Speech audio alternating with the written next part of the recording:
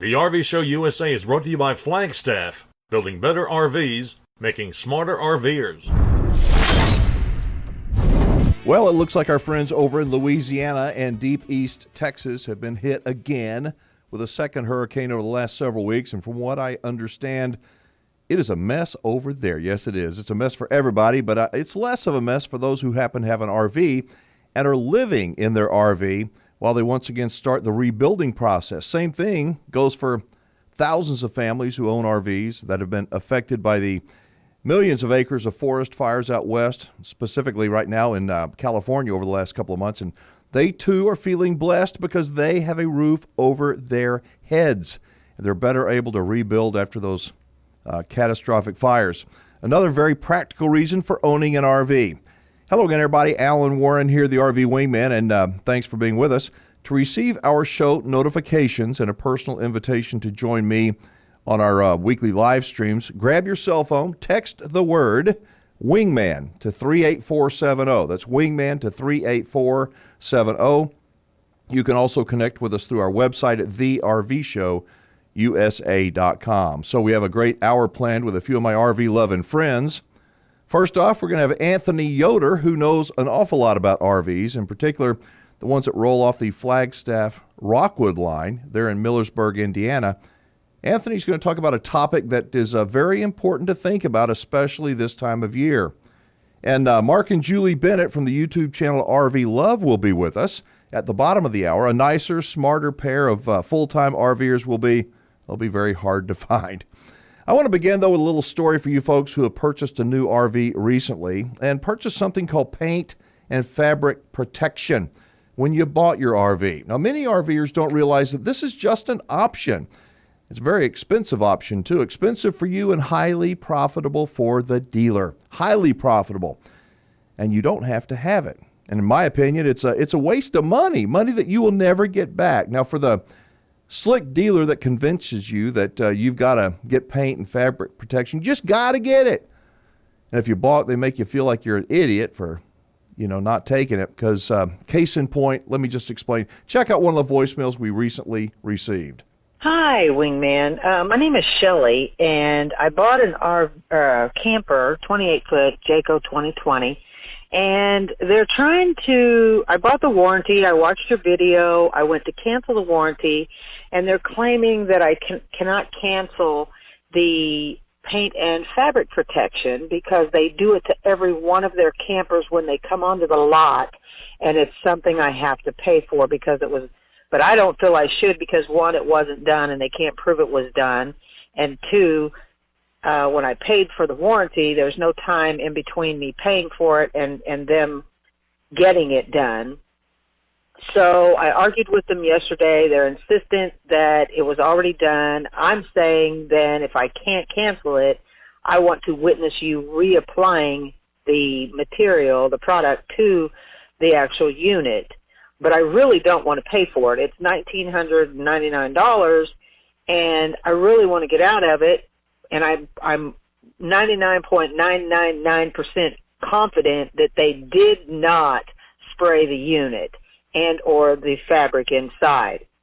Could you please give me a call at 317-85? I'm in Indiana, and I just want to know what you think I can do about this. Thank you. This woman's phone call is not all that unusual. I get these kind of voicemails quite often. And the honest truth is she is out the almost $2,000, and there's almost nothing she can do about it. Nothing. Unless, of course, she wants to lawyer up, maybe file a lawsuit against them. But even then, unless this woman is able to get an actual subpoena, the dealer is likely just going to ignore her and keep the money. I know it's not what she wants to hear, but she may well spend more than $2,000 in legal fees to maybe get her money back. And is it worth it? I think this is a perfect example of how some consumers are being taken advantage of, and they don't even realize it till it's too late, like Shelley right there on the phone call. It's also why I tell buyers that the price is not what you need to focus on. The price isn't the thing you need to focus on. It's the out-the-door price. The out-the-door price is what matters. One other thing I've heard from many ex-employees of these RV dealers, these supersized retailers, is that Well, we do the paint and fabric protection on all our RVs is, well, it may not be true. Just saying. That's what I've heard. Dealers like Camping World and other of the giant mega dealers, they advertise low prices, and then they tend to add on things, several $1,000s worth of these things that are very profitable for them, like in their ESPs, in their, I can't believe it, a $1,999 charge for paint and fabric protection.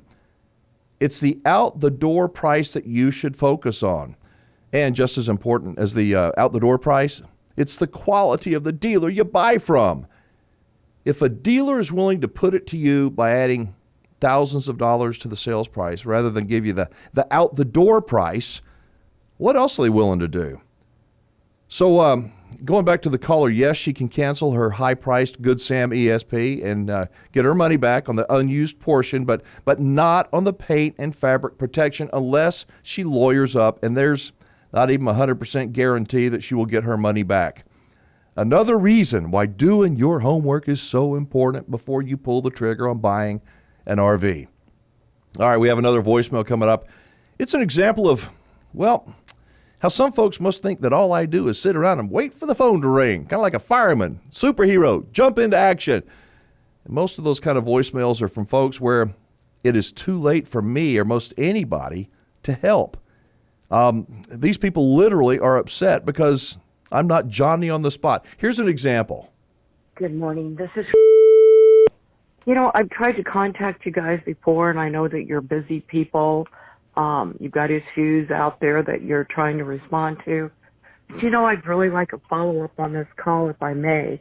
We are trying to get information, resources from somebody, whether it's legally, anybody that knows anything about warranties, RVs, insurance, okay? Because we don't know what's connected to what.